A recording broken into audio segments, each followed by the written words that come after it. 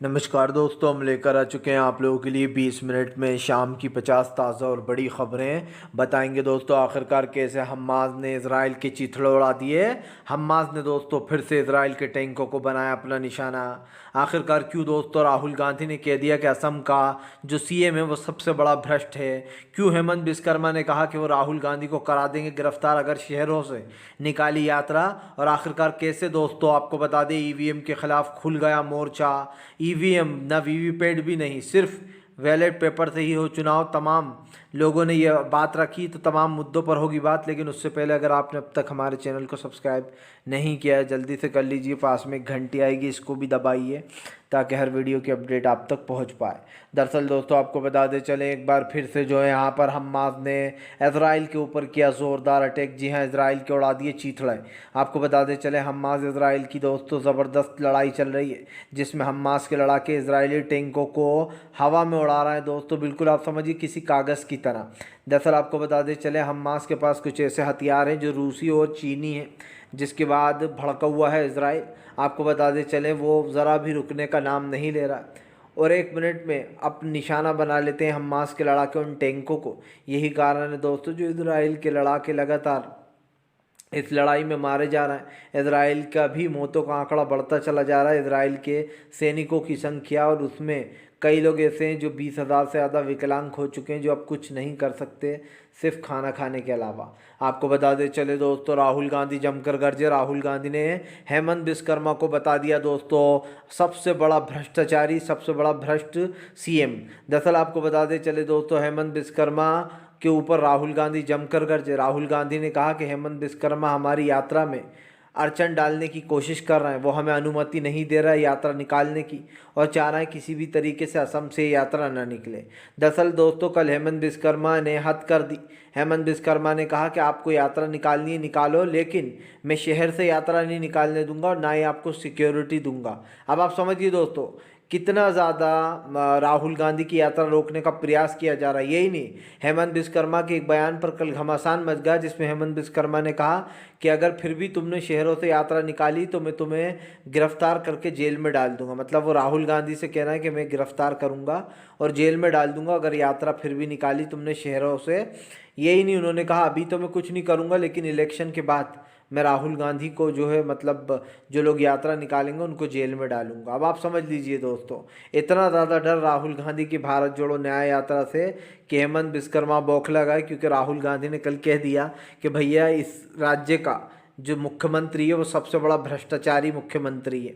आपको बता दें चले दोस्तों फिलहाल तुर्की की हुई एंट्री। तुर्की ने पाकिस्तान और ईरान में जो है यहाँ पर एंट्री कर दी। आपको बता दें पहले तो चाइना की एंट्री हुई, अब जो है तुर्की भी कूद गया है ईरान और पाकिस्तान की लड़ाई में। कहा आपस में मत लड़ो। आपको बता दें चले दोस्तों दरअसल इस वक्त हमास और इसराइल की जंग चल रही है, उसके बीच में ईरान और पाकिस्तान को समझाने के लिए तुर्की भी आ गया है। आपको बता दें तुर्की से पहले चीन ने कहा था कि फिलहाल आराम से बैठकर दोनों देश बात करें। अब तुर्की की एंट्री हुई है। तुर्की कह रहा है कि पाकिस्तान और ईरान आपस में ना लड़े, क्योंकि अभी फ़िलहाल हमें सबसे पहले हमास के बारे में सोचना है। हमास और इसराइल की जंग में जिस तरीके से फ़लस्तीनी मारे जा रहे हैं और हमास जो सपोर्ट करता है फ़लस्तीनियों का, उसको बचाना है। यही कारण है दोस्तों जो फ़िलहाल तुर्की ने साफ साफ से नसीहत दी है दोनों ही देशों को, पाकिस्तान को भी और ईरान को भी, कि वो दोनों आपस में ना भिड़ें। आपको बता दें चले दोस्तों फिलहाल एक बार फिर से प्रधानमंत्री नरेंद्र मोदी के ऊपर जमकर भड़कते हुए नजर आए दोस्तों सुप्रीम कोर्ट के जज महमूद कराचा और भानु प्रताप। दोस्तों कहा हमें किस तरीके से पुलिस उठाकर ले गई ये बहाने से कि आपको सुप्रीम कोर्ट बुलाया है, और उसके बाद जो यहाँ पर हमें पुलिस स्टेशन ले जाया गया। पुलिस स्टेशन से बाहर आते से ही दोस्तों भानु प्रताप और महमूद कराचा ने जमकर हंगामा किया। उन्होंने कहा कि फ़िलहाल ईवीएम से किसी भी हालत में हम चुनाव नहीं होने देंगे। ईवीएम का जिक्र करते हुए उन्होंने कहा कि ईवीएम सिर्फ एक धोखा है। उन्होंने ये भी कहा कि हमने ये भी पत्र लिखा है जो यहाँ पर कांग्रेस को कि वीवीपैट से भी चुनाव ना की अपील ना कह रहे विपक्ष, क्योंकि वीवीपैट भी एक तरीके से दोस्तों वही है। उन्होंने कहा कि वीवीपैट वगैरह कुछ नहीं चलेगा, सिर्फ और सिर्फ बैलेट पेपर से ही चुनाव कराया जाए, इस चीज़ की मांग रखी गई है। तमाम जो लोग हैं दोस्तों वो इस चीज़ की मांग कर रहे हैं कि फ़िलहाल जो बैलेट पेपर है उससे ही चुनाव कराया जाए। जाहिर सी बात है दोस्तों बैलेट पेपर को लेकर जो है यहाँ पर ये सारे कयास लगाए जा रहे हैं और इसको लेकर भी अब तमाम वकीलों ने ऐलान कर दिया है कि फ़िलहाल चाहे कुछ भी हो जाए, इस बार हम ईवीएम को चलने नहीं देंगे। हम जो है वो बैलेट पेपर से ही चुनाव कराएंगे और ये हमारा आखिरी फ़ैसला है। आपको बता दें चले, विपक्ष के इस फैसले से कहीं ना कहीं परेशानी में आ गई है बीजेपी और चुनाव आयोग, क्योंकि बताया यही जाता है कि भैया चुनाव आयोग बीजेपी के कहने पर ही ये सारे चीज़ें करता है। जो बीजेपी कहती है दोस्तों वही यहाँ पर किया जाता है। आपको बताते चले दोस्तों, फिलहाल एक बार फिर से हो गया हंगामा। जी हाँ, आपको बताते चले दोस्तों, दरअसल पाकिस्तान और ईरान में ठनी। अब पाकिस्तान ने भी ईरान के ऊपर बरसा है एक के बाद एक मिसाइलें।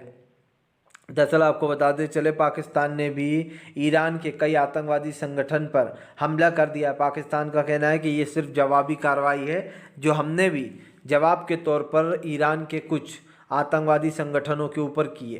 दरअसल दोस्तों आपको बताते चले, आतंकवाद के ख़िलाफ़ सभी देश हैं, लेकिन माना यह जाता है कि पाकिस्तान आतंकवाद को बढ़ावा देता है।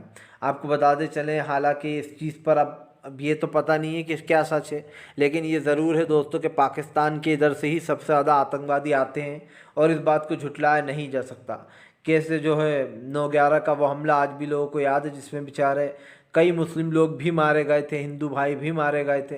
और आतंकवाद का जब हमला होता है दोस्तों तो वो धर्म देखकर हमला नहीं करता, ये भी आप भी जानते हैं। अभी कश्मीर में टारगेट किलिंग हो रही है, कितनी टारगेट किलिंग हो रही है वहाँ पर। तमाम एक मुस्लिम नमाज़ पढ़ने गया, उसको सजदे में ही मार दिया। आतंकवादी दोस्तों किसी धर्म के नहीं होते, किसी समाज के नहीं होते, और ये बात कई बार साबित हुई है, क्योंकि आतंकवाद का मतलब सिर्फ एक ही है दोस्तों, आतंकवाद फैलाना। और इसीलिए ईरान ने जवाबी कार्रवाई में वो हमला किया था। लेकिन एक चीज़ साफ़ है कि फ़िलहाल अब पाकिस्तान ने भी हमला कर दिया, और यही कारण है दोस्तों जो यहाँ पर ज़्यादा से ज़्यादा इस चीज़ को रोकने की कोशिश की जा रही है। लेकिन एक चीज़ तो साफ़ हो चुकी है कि फ़िलहाल अब काफ़ी चीज़ें दोस्तों बदल सकती हैं ईरान और पाकिस्तान की इस जंग से।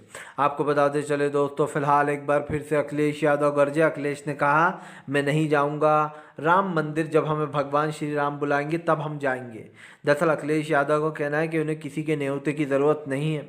जब भगवान प्रभु श्री राम उन्हें खुद बुलाएंगे मंदिर में तो वो अपने आप ही पहुंच जाएंगे। अखिलेश यादव ने कहा कि फ़िलहाल धर्म स्थलों पर कोई बीजेपी का कब्जा तो है नहीं, जो बीजेपी लोगों को वो बांटती फिर रही है कि आपको आना है, आपको आना है। जाहिर सी बात है दोस्तों, इससे बीजेपी का क्या लेना देना है। उन्होंने साफ साफ कहा अखिलेश यादव ने कि फ़िलहाल यहाँ पर राजनीति की जा रही है, और दोस्तों ये राजनीति कहीं ना कहीं साफ दिखाई दे रही है। भारतीय जनता पार्टी को लगता है कि वो जो भी कर रही है वो सही है, लेकिन सच्चाई ये है दोस्तों कि हमारे देश की राजनीति काफ़ी बदल चुकी है, और आज प्रधानमंत्री से लेकर तो बीजेपी के तमाम नेता इस चीज़ में घिरे हुए हैं। लेकिन एक चीज़ साफ़ हो चुकी है दोस्तों कि आने वाले समय में इस पर कई और चर्चाएं होंगी, और यहाँ पर साफ कर दिया गया है कि फ़िलहाल बीजेपी चाहे कुछ भी कर ले, इस बार सत्ता पलट कर रहेगी, क्योंकि देश की राजनीति में दोस्तों अब बदलाव की ज़रूरत है। और बीजेपी ने पिछले 10 सालों में कोई ऐसा विकास का काम नहीं किया है जिसके ऊपर जो है यहाँ पर बात होना चाहिए। आपको बता दें दोस्तों, प्रधानमंत्री नरेंद्र मोदी के ऊपर जमकर भड़कते हुए नजर आए राहुल गांधी। राहुल गांधी बोले, जनता तड़पती रही, असम की, वहाँ की, नागालैंड और तमाम जो जनता थी दोस्तों, जहाँ पर आप समझिए मणिपुर में एक भी बार प्रधानमंत्री नहीं पहुँचे। राहुल गांधी ने दोस्तों बच्चों से लेकर बुजुर्गों तक से मुलाकात की। जब हमला हुआ था तब भी राहुल गांधी एक ऐसे नेता थे जो मणिपुर पहुँच गए थे दोस्तों। यही कारण है दोस्तों जो राहुल गांधी की इस यात्रा से बौखलाई हुई है मोदी सरकार। राहुल गांधी ने साफ कहा कि फ़िलहाल वो डरते नहीं हैं। उन्होंने ये भी कहा कि फ़िलहाल जिन लोगों को इस चीज़ से प्रॉब्लम है वो खुद देख लें। लेकिन एक चीज़ साफ़ है दोस्तों, राहुल गांधी ने कई बार ये साबित किया है कि वो देश के असली नेता हैं, क्योंकि कई बार दोस्तों राहुल गांधी ख़तरे के मुँह में भी गए जनता से मिलने के लिए।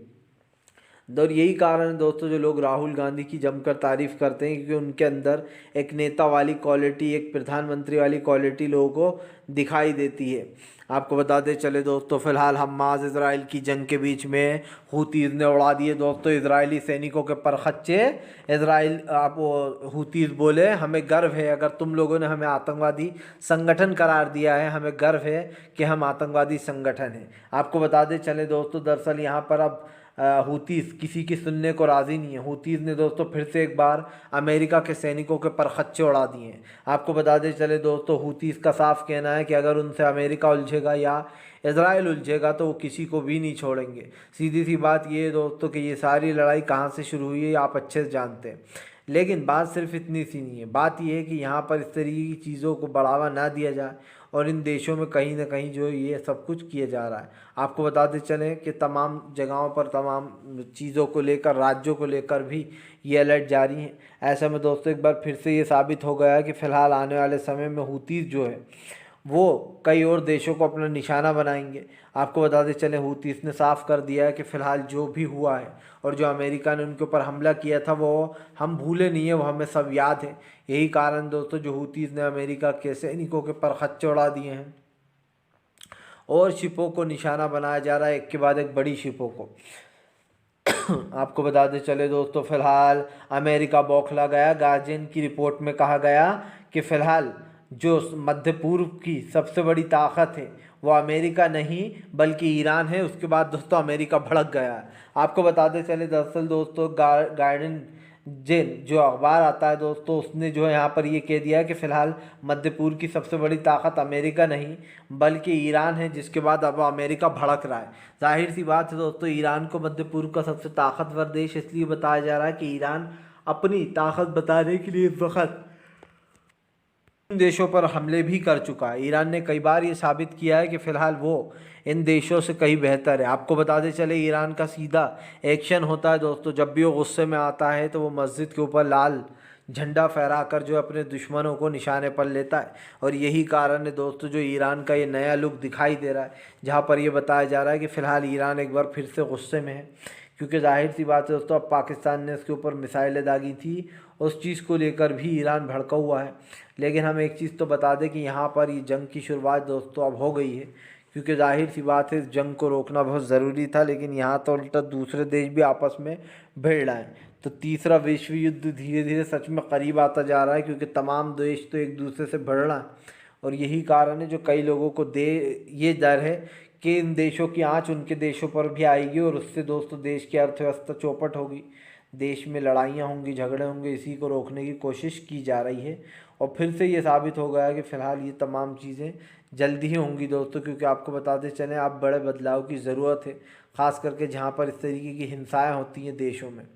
आपको बताते चले दोस्तों फ़िलहाल नफ़रत के बाज़ार में मोहब्बत की दुकान खोलने गए हैं राहुल गांधी, उनको रोकने की पूरी कोशिश कर रही बीजेपी। जयराम रमेश ने बीजेपी को जमकर लपेटा, कहा बीजेपी राहुल गांधी की यात्रा से डरी हुई है, वो राहुल की यात्रा को रोकना चाह रही है। दरअसल आपको बताते चले दोस्तों राहुल गांधी की भारत जोड़ो न्याय यात्रा से काफ़ी परेशान हो चुकी है बीजेपी दोस्तों पूरी कोशिश कर रही है कि वो किसी भी तरीके से राहुल गांधी की भारत जोड़ो न्याय यात्रा को रोक दे। लेकिन आपने एक चीज़ नोटिस नहीं की दोस्तों, यहाँ पर राहुल गांधी इस बार पूरे मन के साथ निकले हैं। जैसे उन्होंने भारत जोड़ो यात्रा में लोगों का प्यार लिया था, वैसे ही दोस्तों राहुल गांधी फिर से एक बार जो है यहाँ पर इस यात्रा के तहत लोगों को जोड़ने का काम कर रहा है। और ये बीजेपी को दोस्तों लगता है पसंद नहीं आ रहा, क्योंकि बीजेपी सिर्फ देश में नफ़रत फैलाना चाहती है। जो लोग प्यार मोहब्बत की बात करते हैं बीजेपी उनसे कोसों दूर है।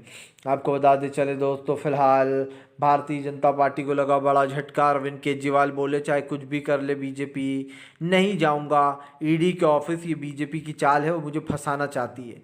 दरअसल आपको बताते चले दोस्तों अरविंद केजरीवाल ने बीजेपी को लपेट लिया। केजरीवाल का कहना है कि बीजेपी उनको सिर्फ जानबूझकर जेल बुलाना चाहती है और वहाँ पर ईडी जेल में बंद करना चाहती है। ईडी के ज़रिए उन्हें बार बार बुलवाया जा रहा है। दरअसल दोस्तों केजरीवाल का सीधा आरोप है कि बीजेपी चाहती है वो लोकसभा में प्रचार ना कर पाएँ और लोकसभा चुनाव में जो है दोस्तों अरविंद केजरीवाल जेल के अंदर हो। यही कारण है जो अरविंद केजरीवाल ने जमकर लपेट लिया बीजेपी को। उन्होंने कहा कि फ़िलहाल मैं नहीं जाने वाला। केजरीवाल ने दोस्तों 18-19 तारीख को उनको बुलाया गया था कि जब उनको अच्छा लगे वो आ सकते हैं, 18 को भी 19 को भी। लेकिन आपको बताते चले अरविंद केजरीवाल ईडी के ऑफिस नहीं पहुंचे, जिसके बाद दोस्तों फिर से एक बार चौथा नोटिस भी बीजेपी का यूं ही गया बेकार। लेकिन केजरीवाल ने बड़ा खुलासा किया, जहां पर उन्होंने साफ कहा कि फ़िलहाल उनको गिरफ्तार करने की साजिश की जा रही है और ये सब कुछ साजिश जानबूझकर हो रही है ताकि केजरीवाल को गिरफ्तार किया जा सके। इसी को लेकर केजरीवाल ने जमकर भड़ास निकाली और कहा कि फ़िलहाल ये तमाम जितने भी लोग हैं बीजेपी के, ये इसी तरीके की बयानबाजी कर रहे हैं कि केजरीवाल तो गिरफ्तार होकर रहेगा। उन्होंने कहा कि इन्हें कैसे पहले से ही पता चला कि मैं गिरफ्तार होने वाला हूँ। अब आप समझिए दोस्तों, यही कारण है जो अरविंद केजरीवाल चौथे नोटिस पे भी नहीं गए। आपको बताते चले दोस्तों, फिलहाल भारतीय जनता पार्टी के ऊपर जमकर गरजते हुए नजर आई कांग्रेस ने कहा बीजेपी ने झूठ बोला है। दरअसल दोस्तों, बीजेपी ने दावा किया है कि हमने 25 करोड़ गरीब परिवारों को गरीबी से बाहर निकाल लिया, 25 करोड़ लोगों को। जिसके बाद दोस्तों कांग्रेस ने जमकर भड़ास निकाली। कांग्रेस ने कहा कि बीजेपी की जो नीति आयोग की रिपोर्ट है दोस्तों, जो कि झूठी है। आपको बताते चले, खुद ही केंद्र सरकार की एक रिपोर्ट आई है, उसमें कहा जा रहा है कि भैया हमने 25 करोड़ लोगों को गरीबी से बाहर निकाल लिया। कौन है वो दोस्तों 25 करोड़? उनमें से 25 ही बता दे तो मैं मान जाऊँगा। 25 करोड़ तो बहुत दूर की बात है, 25 ही निकाल कर बता दीजिए। यही कारण है दोस्तों, जो अब कांग्रेस ने दावा किया है कि हमने हमारे कार्यकाल में 27 करोड़ गरीब परिवारों को बाहर निकाला था, और बीजेपी झूठ बोल रही कि इसने 25 करोड़ लोगों को गरीबी से बाहर निकाल दिया। जाहिर सी बात है, इस चीज़ पर सवाल तो उठेगा ही, क्योंकि एक चीज़ तो साफ हो चुकी है कि फिलहाल अब इस मैटर पर कांग्रेस ने बीजेपी को घेरा कि केंद्र सरकार खुद ही अपने झूठे आंकड़े जारी कर रही है, और खुद ही दोस्तों अपनी पीठ भी थपथपा रही है। क्योंकि नीति आयोग किसके कंट्रोल में है दोस्तों? केंद्र सरकार के। और यहाँ पर क्या रिपोर्ट आना चाहिए थी जहाँ पर बीजेपी को फ़ायदा पहुँच सके? इस तरीके की रिपोर्टें बताई जा रही हैं, लेकिन एक चीज़ साफ़ हो चुकी है कि फ़िलहाल यहाँ पर चीज़ों को का बड़ा छोटा होना और तमाम चीज़ें जो देखी जा सकती हैं दोस्तों, वो कहीं ना कहीं मोदी सरकार के ऊपर भारी पड़ने वाली हैं, क्योंकि विपक्ष ने इसका प्लान तैयार कर लिया है। ऐसे में अब देखना होगा कि आगे क्या होता है। फिलहाल दोस्तों, ये चीज़ तो साफ़ हो चुकी है कि अब सरकार की नीतियाँ जो हैं वो पूरी तरीके से फेल होती हुई नज़र आ रही हैं, और कहीं ना कहीं सरकार जो है दोस्तों वो इसके आगे हार भी मान जाएगी। क्योंकि आप देख लेना कि आने वाले समय में जो सरकार है उसको लेकर भी काफ़ी गुस्से में जनता दिखाई दे रही है। लेकिन हम आपको बताते चलें, जो भी 2024 का रिज़ल्ट आएगा उसमें ये तो साफ़ हो जाएगा कि बीजेपी दोस्तों सत्ता में रहने लायक नहीं है। आपको बताते चले दोस्तों, फिलहाल बदलाव की है ज़रूरत, देश में हो रहा है बदलाव। जी हाँ, हमास और इसराइल की जंग के बीच में दोस्तों अब इसराइल को बदलना होगा। फिर से एक बार 153 देशों ने युद्ध विराम पर जताई सहमति। जी हाँ, फिर से एक और पारित हो गया है। दरअसल आपको बताते चले दोस्तों, अब 153 देशों ने वोट डाला युद्ध विराम को लेकर। ये गाज़ा में जो युद्ध विराम है उसको लेकर ये प्रस्ताव लाया गया था। बताया जा रहा है फिलहाल प्रस्ताव पारित हो गया, जिसमें 153 देशों ने पक्ष में किया है मतदान। कुछ देश रहे हैं दोस्तों जिन्होंने इसका विरोध किया है। आपको बताते चलें, फिलहाल युद्ध विराम को लेकर 153 देश, काफ़ी लंबी लिस्ट है, इन्होंने समर्थन कर दिया है। लेकिन कुछ देश हैं जो कह रहे हैं कि युद्ध विराम हमें नहीं चाहिए। और जाहिर सी बात दोस्तों, उसमें सबसे पहला नाम तो अमेरिका का ही होगा। लेकिन सवाल सिर्फ ये नहीं है दोस्तों, युद्ध विराम इसलिए भी ज़रूरी है कि ये जो ख़ास कर हिंसा चल रही है, इसमें बेचारे मासूम लोगों की हत्याएं हो रही हैं, या फिर दोस्तों वो लोग जो यहाँ पर उसमें ही मर जाते हैं ऑन द स्पॉट। इसी को लेकर जो यहाँ पर काफ़ी बवाल मचा हुआ है, और अब चीज़ जो है यहाँ पर वो काफ़ी क्लियर हो चुकी है। क्योंकि हम आपको बताते चलें कि फ़िलहाल अब यहाँ पर टेंशन नहीं है, क्योंकि तमाम मुद्दों पर जो यहाँ पर दोस्तों अब घिर चुकी है मोदी सरकार। और ऐसे में अब ये भी देखना होगा कि आने वाले समय में क्या होगा, फ़िलिस्तीन और इजराइल की लड़ाई में क्या होगा। क्योंकि 153 देशों ने दोस्तों वोट डाला है, और जहाँ पर ये साफ़ हो चुका है कि फ़िलहाल समर्थन में कई लोग खड़े हुए हैं। आपको बता दें पहले दोस्तों, फिलहाल भारतीय जनता पार्टी झूठ का चलता फिरता एक पुल है जो झूठ बोलने में सबसे माहिर है। जी हाँ, एक बार फिर से संजय रावत ने निकाली प्रधानमंत्री पर भड़ास। दरअसल संजय रावत का कहना है कि बीजेपी चलते फिरते झूठ बोलती है, उसकी किसी बात पर भरोसा नहीं किया जा सकता।